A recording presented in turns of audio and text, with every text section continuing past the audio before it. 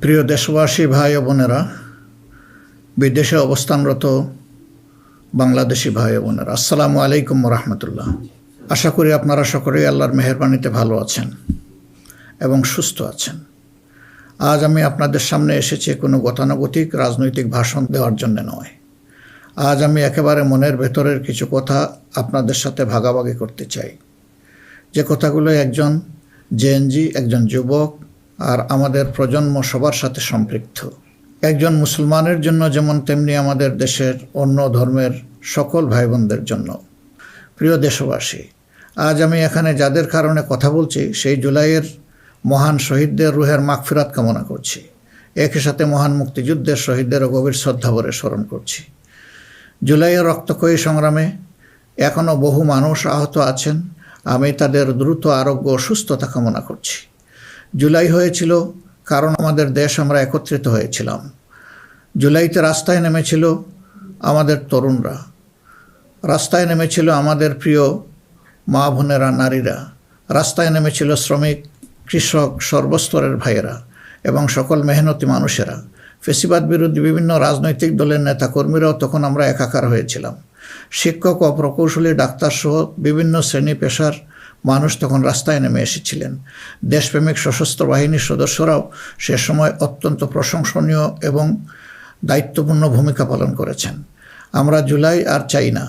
আমরা চাই এমন বাংলাদেশ যেখানে আর কোনো দিন জনগণকে রাস্তায় নামতে হবে না। আমাদের বুঝতে হবে জুলাই কেন হয়েছিল। জুলাই হয়েছিল একটা বৈষম্যহীন বাংলাদেশের জন্যে। জুলাই হয়েছিল একটা কালো রাজনৈতিক ধারার পরিবর্তনের জন্যে। যুগের পর যুগ ক্ষমতা কুক্ষিগত ছিল পরিবারতন্ত্রের হাতে, নির্দিষ্ট গোষ্ঠীর হাতে। সেখান থেকে মুক্তির জন্যে, বিশেষ করে 2009 সাল থেকে জাতির উপর এমন এক শাসক গোষ্ঠী চেপে বসে, যারা মানবাধিকার, ভোটাধিকার সহ সকল গণতান্ত্রিক অধিকার কেড়ে নেয় এবং গণতান্ত্রিক প্রতিষ্ঠানগুলোকে ধ্বংস করে ফেলে। গুম, বিচার বহির্ভূত হত্যা, আয়নাগর প্রতিষ্ঠার মাধ্যমে জনগণের উপর নিপীড়ন চালায়। 2014, 18 ও 24-এর পরপর 3টি জাতীয় নির্বাচনের নামে তামাশার মাধ্যমে আমাদের ভোটের অধিকার হরণ করা হয়। এইসব নিপীড়ন এবং অধিকার ফিরে পাওয়ার জন্যই এসেছিল রক্তাক্ত জুলাই। আমাদের তরুণরা এখন একটা নতুন দেশ দেখতে চায়, যে দেশকে তারা গর্ব করে বলতে পারবে, নতুন বাংলাদেশ, এটি আমার দেশ 2.0। এক কথায় যদি বলি, দেশের মানুষ পরিবর্তন চায়, কিন্তু একটি মহল পরিবর্তনের বিরোধী। কারণ পরিবর্তন হলেই তাদের অপকর্মের পথ বন্ধ হবে, মানুষের অধিকার কেড়ে নেওয়ার সুযোগ থাকবে না। এই সংস্কৃতি বদলানোর সাহস সবার থাকে না। ক্ষমতাবানদের বিরুদ্ধে রুখে দাঁড়ানোর হিম্মত সবার হয় না। এই হিম্মত দেখিয়েছে আবরার ফাহাদ, আবু সাইদ মুগ্ধ, উসমান হাদি এবং তাদের সহযোদ্ধারা। তাদের রক্তের শপথ নিয়ে নতুন প্রজন্মের লক্ষ লক্ষ সাহসী সন্তান আজ এই পরিবর্তনের জন্য প্রস্তুত। এই দেশ আমাদের সময়ের এই সাহসী সন্তানদের হাতেই তুলে দিতে চাই।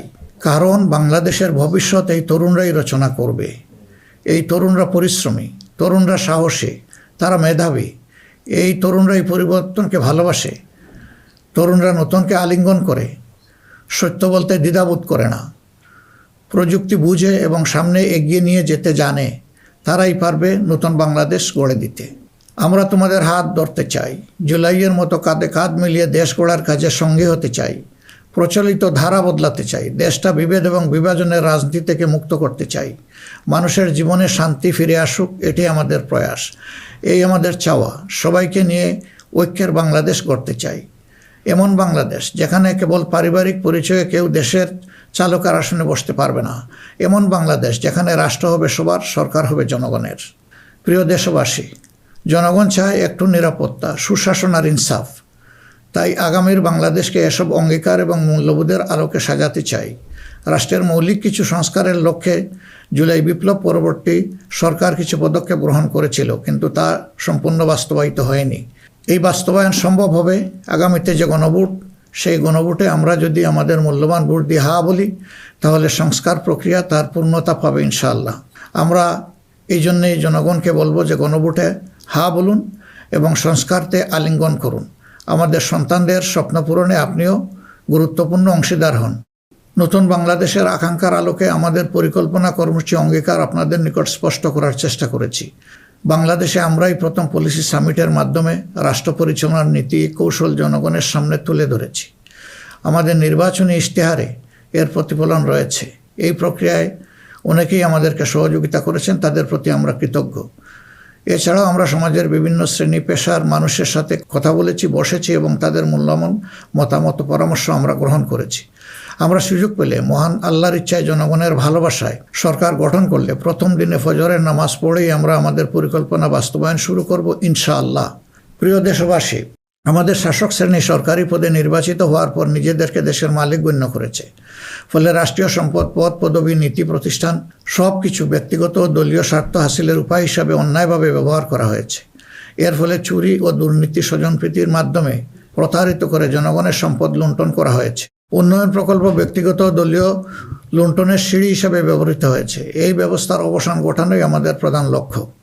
আলহামদুলিল্লাহ, অতীতে জামাতে ইসলামী থেকে যারা জনপ্রতিনিধি হিসাবে সংসদ, সরকার ও স্থানীয় সরকারের দায়িত্ব পালন করেছেন, তারা কেউই দুর্নীতির দায়ে অভিযুক্ত হননি। তারা দক্ষতার সাথে দায়িত্ব পালন করেছেন। আপনারা দেশের মানুষ, তারই সাক্ষী। প্রিয় দেশবাসী, আগামী জাতীয় সংসদ নির্বাচন জাতিকে একটি নতুন স্বপ্নের দিকে নিয়ে যাওয়ার এক মহা সুযোগ হিসাবে এসেছে।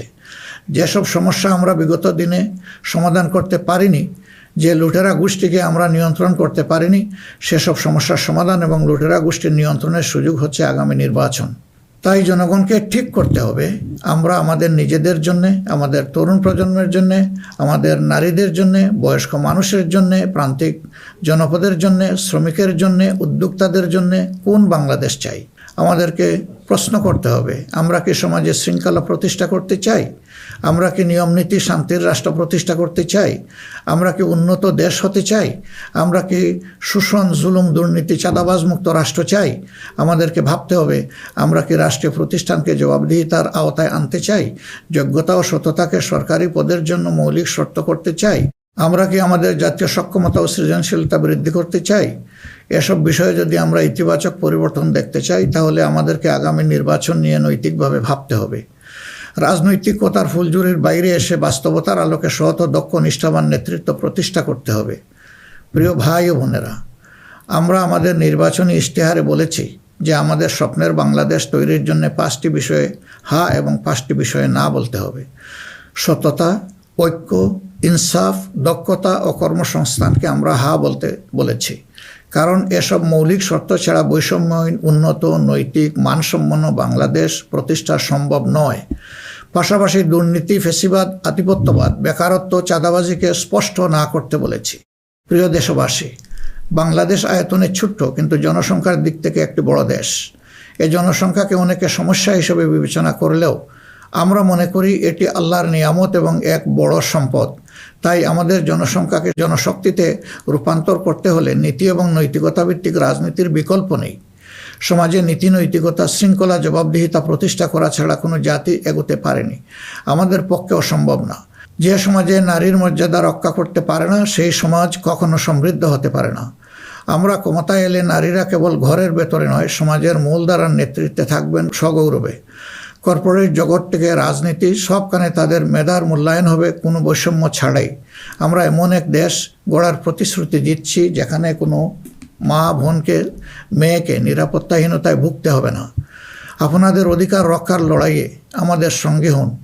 একটি উন্নত ও আধুনিক দেশ গড়ার কারিগর হিসাবে আমাদের নির্বাচিত করুন। প্রিয় দেশবাসী, আমরা মনে করি সমাজে ন্যায় বিচার ও ইনসাফ প্রতিষ্ঠা করতে হলে সকলকে মর্যাদা দিতে হবে এবং সকলের মানবাধিকার সুরক্ষা করতে হবে। সকল পরিচয় নির্বিশেষে আমরা অঙ্গীকার ব্যক্ত করছি যে একটি মানবিক উন্নত দেশ গড়ার জন্য দলমত নির্বিশেষে সকলের মান, ইজ্জত, অধিকারের সুরক্ষা দিব ইনশাআল্লাহ। এই বাংলাদেশ মুসলমান, হিন্দু, বৌদ্ধ, খ্রিস্টান সবার। কেউ ভয়ের সংস্কৃতির মধ্যে বাস করবে না। যদি কেউ ধর্মীয় পরিচয়ের ভিত্তিতে আঘাত করার চেষ্টা করে, আমরা অতীতের মতো ভবিষ্যতেও তা প্রতিরোধ করব। প্রিয় দেশবাসী, আমাদের প্রত্যাশার বাংলাদেশ গড়তে হলে 3টি জায়গায় আমাদেরকে বিশেষ গুরুত্ব দিতে হবে। একটি হচ্ছে শিক্ষায় সংস্কার। শিক্ষা হতে হবে নৈতিকতা ভিত্তিক এবং সেটা হতে হবে টেক বেসড। এখনকার দুনিয়া সারাই প্রযুক্তিভিত্তিক শিক্ষার উপর নির্ভরশীল। আমরা সেই শিক্ষা থেকে বঞ্চিত। আমাদের সন্তানদের হাতকে আমরা দক্ষ কারিগরের হাত হিসাবে গড়ে তুলতে চাই এবং তাদের হাতে হাতে আমরা কাজ দিতে চাই। আমরা কোনো বেকার ভাতা তাদেরকে তুলে দিতে চাই না। দ্বিতীয় জায়গাটা হচ্ছে বিচারাঙ্গন। ন্যায় বিচার সমাজের প্রতিষ্ঠা হলেই কেবল আমরা আমাদের প্রত্যাশার বাংলাদেশ গড়তে পারব। অন্যথায় দুঃশাসন এবং দুর্নীতির কণ্ঠ রোধ করা মোটেই সম্ভব হবে না। অতএব বিচার বিভাগকে আমূল ঢেলে সাজাতে হবে। সেখানে অবশ্যই সৎ, দক্ষ এবং কমিটেড যে সমস্ত লোকেরা আছেন তাদেরকেই বিচারের আসনে বসাতে হবে। তৃতীয় জায়গাটা হচ্ছে আমাদের অর্থনীতি। এই ভঙ্গুর অর্থনীতি নিয়ে দেশকে আগানো সম্ভব নয়। সুতরাং অর্থনীতিতে ব্যাপক সংস্কার সাধন করতে হবে। বিশেষ করে ব্যাংকিং সেক্টর এবং অপ্রাতিষ্ঠানিক যে সমস্ত খাত রয়েছে সেই জায়গাগুলোতেও আমাদেরকে প্রাতিষ্ঠানিক ও অপ্রাতিষ্ঠানিক খাতে আমাদেরকে হাত দিতে হবে। আমাদের ব্যবসাকে করতে হবে বিনিয়োগ বান্ধব। বিনিয়োগ বান্ধব হলেই দেশে কর্মসংস্থান তৈরি হবে এবং আমাদের বেকারত্ব দূর হবে। এই তিনটা জায়গায় আমাদের গুরুত্ব দেওয়া ছাড়া কোনো উপায় নেই। আমরা আশা করব দেশবাসী আমাদেরকে তাদের মূল্যবান ভোটের আমানত সমঝে দিয়ে আমাদের দেশকে প্রত্যাশার আলোকে গড়ে তোলার ক্ষেত্রে আমাদেরকে সহযোগিতা করবেন। সম্মানিত উলামায়ে কেরাম, একাধিক ধর্মের এ দেশ মুসলমানগণ সংখ্যাগরিষ্ঠ। তাই মুসলমান হিসাবে এটি আমাদের দায়িত্ব যে সমাজে ন্যায় বিচার ইনসাফ প্রতিষ্ঠা করা এবং সকলকে সুরক্ষা দেওয়া। এগুলো ইসলামের শাশ্বত আদর্শ। সকল মানুষের মৌলিক অধিকার নিশ্চিত করা আমাদের কর্তব্য। আল্লাহ তাআলা স্পষ্টত বলেছেন, ইন্নাল্লাহা ইয়া'মুরুকুম বিল আদলি ওয়াল ইহসান ওয়া ইতা'i যিল কুরবা ওয়া ইয়ানহা আনিল ফাহশাই ওয়াল মুনকারি ওয়াল বাগয়। আমাদেরকে স্পষ্টভাবে আল্লাহ এই নির্দেশ দিয়েছেন। এ দায়িত্ব আমরা সকলে মিলেই পালন করব। তাবলিগি জামাত সহ ধর্মীয় মহলের ভাইদের প্রতি আমাদের আহ্বান, আপনারা দিনের জন্য যে মেহনত করছেন, দেশ গড়ার কাজেও আপনারা আমাদের সাথে গুরুত্বপূর্ণ ভূমিকা রাখবেন বলেও আমরা গভীরভাবে বিশ্বাস করি। আমরা অঙ্গীকার করছি ভবিষ্যতে কেউ আপনাদেরকে অন্যায়ভাবে বিভিন্ন বিশেষণের ট্যাগ দিয়ে নির্যাতন করার সুযোগ পাবে না। বিচার বহির্ভূতভাবে আপনাদেরকে আর হত্যা করার দুঃসাহস কেউ দেখাবে না। আমরা জানি অতীতে আপনাদের কোনো মানবাধিকার ছিল না। এ অবস্থার পরিবর্তন ঘটানো হবে নতুন বাংলাদেশের অন্যতম প্রধান লক্ষ্য। জাতীয় নীতি পদ্ধতিতে আপনাদের আনুষ্ঠানিক অবদান ও ভূমিকাকে জোরদার করা হবে। আন্তর্জাতিক মহল যারা আমাদের পরীক্ষিত পরিচিত বন্ধু, তাদের সাথে আমাদের সম্পর্ক হবে সমমর্যাদা এবং সমতার ভিত্তিতে। আমরা অন্যের ভৌগোলিক অখণ্ডতাকে সম্মান করি এবং শ্রদ্ধা করি, তেমনি সকল দেশের সাথে বন্ধুত্ব প্রতিষ্ঠাকে অগ্রাধিকার দিব। তবে আমাদের জাতীয় স্বার্থ মর্যাদা, জাতীয় উন্নয়ন, অগ্রাধিকার আন্তর্জাতিক সম্পর্ক নির্মাণে প্রধান ভূমিকা রাখবে। বৈশ্বিক উন্নয়ন চ্যালেঞ্জ সমূহ, বিশেষত জলবায়ু পরিবর্তন নিরসনে আমরা সাধ্যমতো ব্যবস্থা গ্রহণ করব এবং তা হবে স্বচ্ছতার ভিত্তিতে পরিচালিত। নিপীড়নের শিকার হয়ে আশ্রয় নেওয়া রোহিঙ্গা জনগোষ্ঠীকে তাদের নিজ দেশে নিরাপদ এবং সম্মানজনক প্রত্যাবর্তনের জন্য সব ধরনের কূটনৈতিক তৎপরতা জোরদার করা হবে ইনশাআল্লাহ। প্রবাসী ভাই ও বোনেরা, জন্মভূমি থেকে 1000 মাইল দূরে অবস্থান করেও জুলাইয়ের অভ্যুত্থানে আপনারা গুরুত্বপূর্ণ ভূমিকা রেখেছেন। জেল জুলুমের শিকার হয়েছেন, ত্যাগ স্বীকার করেছেন। ইতিমধ্যে আপনারা আপনাদের ভোটাধিকার প্রয়োগ করে নতুন বাংলাদেশে নিজেদের অধিকার প্রতিষ্ঠার পথে ইতিহাস রচনা করেছেন। আমি এতে আনন্দিত। আগামী দিনে দেশ গড়ার এই অভিযাত্রায় আপনাদের সক্রিয় অংশগ্রহণ ছাড়া আমাদের নতুন বাংলাদেশের স্বপ্ন অপূর্ণই থেকে যাবে। আমরা চাই প্রবাসীদের অধিকার এবং মর্যাদা রাষ্ট্রীয়ভাবে নিশ্চিত করতে। সে লক্ষ্যেই প্রবাসীদের জন্য ভলান্টিয়ার প্রতিনিধি নির্বাচন করা হবে, যারা প্রবাসীদের বিভিন্ন সুযোগ সুবিধা, সেবা এবং সমস্যার বিষয়ে দূতাবাস বা হাইকমিশনের সাথে সরাসরি সমন্বয় করে প্রবাসীদের স্বার্থে উপদেষ্টা ও প্রতিনিধি হিসাবে কাজ করবে। তাছাড়াও বাংলাদেশের বাইরে যেখানে যেখানে সমস্যা রয়েছে, যেমন ইংল্যান্ডে ম্যানচেস্টার ফ্লাইট বন্ধ করে রাখা হয়েছে, আমরা কথা দিচ্ছি আর কোনো ফ্লাইট বন্ধ হবে না, বরঞ্চ পূর্বের চালু ফ্লাইটগুলো আমরা আবার ফিরিয়ে নিয়ে আসব। নিউ ইয়র্কে নতুন করে বাংলাদেশ ফ্লাইট ইনশাল্লাহ চালু হবে। এরকম দুনিয়ার যে যে জায়গায় এই ফ্লাইটগুলো চালু হওয়া দরকার তা আমরা নিশ্চিত করার ব্যাপারে বদ্ধপরিকর। দেশ আর পিছনের দিকে যাবে না, দেশ এগিয়ে যাবে সামনের দিকে ইনশাআল্লাহ। প্রবাসী ভাইয়েরা যখন বিদেশে মৃত্যুবরণ করেন তখন অত্যন্ত অসহায় অবস্থা, তাদের লাশ উপেক্ষিত হয়। আমরা কথা দিচ্ছি যারা আমাদের রিমিটেন্স যোদ্ধা, তারা আমাদের গর্বের ধন। কেউ যদি আল্লাহর ইচ্ছায় বিদেশে ইন্তেকাল করেন, আমরা অত্যন্ত সম্মানের সাথে আমাদের কাঁধে করে তাদের লাশ দেশে বয়ে নিয়ে আসবো ইনশাআল্লাহ। আমাদের প্রবাসীরাও জাতীয় সংসদে আনুপাতিক হারে ইনশাআল্লাহ তাদের প্রতিনিধিত্ব আমরা নিশ্চিত করার পক্ষে। প্রবাসীদের সঙ্গত সমস্ত বিষয়গুলো আমরা গুরুত্বের সাথে বিবেচনায় নিয়ে দেশে যাতে কোনোভাবে তারা নিপীড়নের শিকার না হন তা আমরা নিশ্চিত করব ইনশাআল্লাহ। প্রিয় দেশবাসী, নির্বাচনী প্রচারণা শুরু হওয়ার পর থেকে দেশের বিভিন্ন প্রান্তে আমরা গিয়েছি। আপনারা আমাদের সভা সমাবেশে যোগ দিয়েছেন, আমাদের কথা শুনেছেন। আপনাদের ভালোবাসা, অংশগ্রহণ ও সহযোগিতায় আমরা অভিভূত, আমরা মুগ্ধ। আমরা আপনাদের প্রতি চিরকৃতজ্ঞ। আমাদের নির্বাচনী প্রচারণা বা অন্যান্য কার্যক্রমে কেউ কষ্ট পেয়ে থাকলে আপনাদের কাছে আমরা ক্ষমা প্রার্থী। আগামী নির্বাচন সুষ্ঠুভাবে আয়োজন করা সকল রাজনৈতিক দলের নৈতিক দায়িত্ব। তাই আমাদের আহ্বান হবে নির্বাচনী আচরণ বিধিগুলোকে সম্মান জানানো এবং প্রতিদ্বন্দ্বী রাজনৈতিক দলের বৈধ অধিকারকে সম্মান করা। সুষ্ঠু নির্বাচন আয়োজনের মাধ্যমে রাজনৈতিক স্থিতিশীলতা নিশ্চিত করা হবে আমাদের রাজনৈতিক অঙ্গীকার। প্রশাসন ও আইন শৃঙ্খলা রক্ষাকারী বাহিনীর সদস্যরা নিরাপত্তার দায়িত্ব তারা পালন করেছেন অত্যন্ত নিষ্ঠার সাথে। আমাদের সাংবাদিক ভাই এবং বোনেরা অনেক কষ্ট করে আমাদের বিভিন্ন অনুষ্ঠান কভার করেছেন। আপনাদের প্রতি গভীরভাবে আমরা কৃতজ্ঞ। আপনাদের ঋণ শোধ করতে পারবো না। আপনারা ভালো থাকবেন। আমাদের দলের বিভিন্ন পর্যায়ে নেতাকর্মী, শুভাকাঙ্ক্ষী এবং নির্বাচনী জোটের নেতৃবৃন্দ কর্মীগণ নিরলস পরিশ্রম করে যাচ্ছেন, আর্থিক ত্যাগ করেছেন। শেরপুরে আমার ভাই রেজাউল করিম প্রতিপক্ষের নির্মম আঘাতে শাহাদাত বরণ করেছেন। আল্লাহ রাব্বুল আলামিন তার এই ত্যাগকে কবুল করুন এবং তাকে শহীদ হিসাবে কবুল করুন। আমাদের ভাই জনাব মোহাম্মদ নুরুজ্জামান বাদল, যিনি শেরপুর 3 আসনের প্রার্থী ছিলেন, তিনি ইন্তেকাল করেছেন। আল্লাহ তাকে উত্তম পুরস্কার দিন এবং জান্নাত নসিব করুন। প্রিয় দেশবাসী, আমরা আন্তরিকভাবে বিশ্বাস করি যে রাষ্ট্রীয় দায়িত্ব হচ্ছে আমানত। রাষ্ট্রীয় দায়িত্ব কোনো উপভোগের বিষয় নয়। সর্বাবস্থায় আমরা স্মরণে রাখব আমরা প্রত্যেকে দায়িত্বশীল এবং আমাদের দায়িত্বের ব্যাপারে জিজ্ঞাসাবাদ করা হবে। আমরা হজরতে ওমরের সেই বিখ্যাত উক্তি ও দায়িত্বশীলতা মনে রাখব যে ফুরাত তীরে একটি কুকুর না খেয়ে যদি মরে তাহলে তার জন্যও তাকে জবাবদিহি করতে হবে। আল্লাহর নির্দেশ অনুসারে আমরা ন্যায় বিচার প্রতিষ্ঠায় অঙ্গীকারবদ্ধ থাকব ইনশাআল্লাহ। আশা করি আপনারা আমাদের অঙ্গীকার ও স্বপ্নকে বিশ্বাস করে জাতীয় সংসদ নির্বাচনে আমাদের প্রতি সমর্থন জানাবেন। আগামী 12 ফেব্রুয়ারি তারিখে জামাতে ইসলামের প্রার্থীদেরকে দাঁড়িপাল্লা মার্কায় এবং যেসব অঞ্চলে 11 দলীয় অপর প্রার্থী রয়েছেন তাদেরকে আপনারা আপনাদের এলাকায় ইনশাআল্লাহ মূল্যবান ভোট দিয়ে নির্বাচিত করবেন। এই আকুল আবেদন আপনাদের সকলের প্রতি রাখলাম। আল্লাহ পরিবর্তনের এক মহা সুযোগ আমাদেরকে এনে দিয়েছেন। আসুন সেটা কাজে লাগাই। বিগত দিনের রাজনীতি পরিহার করি, একটি নতুন বাংলাদেশ তৈরি করি যেখানে সবাই মান, ইজ্জত ও মর্যাদা নিয়ে বাস করবে। আমরা আমাদের তরুণ সমাজকে সমাজের ককপিটে বসিয়ে দিতে চাই। বাংলাদেশ নামের উড়োজাহাজটি তারাই চালাবে, তারাই হবে ক্যাপ্টেন, তারাই হবে এটার পাইলট। আমরা গিয়ে বসবো প্যাসেঞ্জার সিটে। হে তরুণরা, তোমরা তৈরি হয়ে যাও। এই দেশ তোমাদের জন্যে, এই দেশ তোমাদের হাতেই তুলে দিতে চাই এবং এই দেশ তোমাদের হাতেই মানাবে, এই দেশ তোমাদের হাতেই গড়ে উঠবে। এটি আমাদের একান্ত প্রত্যাশা। বাংলাদেশ জামাতে ইসলামী নিরলসভাবে এই দেশকে গড়ে তোলার জন্য এবং দেশে বিদ্যমান সংকট নিরসনের জন্য সবসময় কাজ করে এসেছে। তা আপনারা সকলেই সাক্ষী। এমনকি আমাদের কষ্টের দিনগুলোতেও আমরা থেমে থাকিনি। আমরা জনগণের সুখ দুঃখ, ব্যথা বেদনার সমান অংশীদার ছিলাম। যেখানেই জনগণ কোনো দুঃখে কষ্টে পড়েছে সেখানেই আমরা গিয়ে তাদের সামনে হাজির হওয়ার চেষ্টা করেছি। আপনারা তখন আমাদেরকে বলতেন, এত কষ্ট বুকে চেপে আপনারা এসেছেন আমাদের কাছে, এ এক আশ্চর্য জিনিস।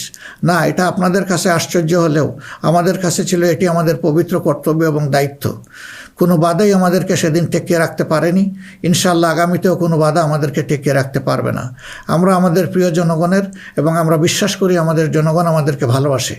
জনগণের এই ভালোবাসায় আমরা অভিভূত এবং আমরা পূর্ণ আস্থা রাখি আমাদের জনগণের রায়ের প্রতি। আপনাদের সকলকে আজকের এই পর্যায়ে এসে আরেকবার আমি আহ্বান জানাবো, আসুন একটু নতুন বাংলাদেশ, তরুণদের প্রত্যাশার বাংলাদেশ, জিএনজির জন্য আগামী বাংলাদেশ, আমাদের নারী সমাজের জন্য একটা নিরাপদ এবং সম্মানের বাংলাদেশ গড়ে তোলার জন্যে আমরা সবাই আগামী 12 তারিখ দাঁড়িপাল্লা এবং জোটের অপরাপর মার্কা যেখানে যেটা আছে তাতে ভোট দিয়ে 11 দলীয় প্রার্থীদেরকে নির্বাচন করি। তাহলে ইনশাআল্লাহ প্রত্যাশার একটি দেশ আমরা খুঁজে পাবো, একটু নতুন বাংলাদেশ পাবো। আমরা বিশ্বাস করি জনগণ পরিবর্তন চায়, সেই পরিবর্তন জন্যই আমাদের এই আহ্বান। এই পরিবর্তন আমাদের হাতেই ইনশাআল্লাহ মানাবে, অন্য কারো হাতে নয়। দৃশ্য তো এটা আপনারা বুঝতেই পারছেন। আল্লাহ হাফিজ। বাংলাদেশ জিন্দাবাদ। বাংলাদেশ জামাত ইসলামী জিন্দাবাদ। 11 দলীয় নির্বাচনী ঐক্য জিন্দাবাদ।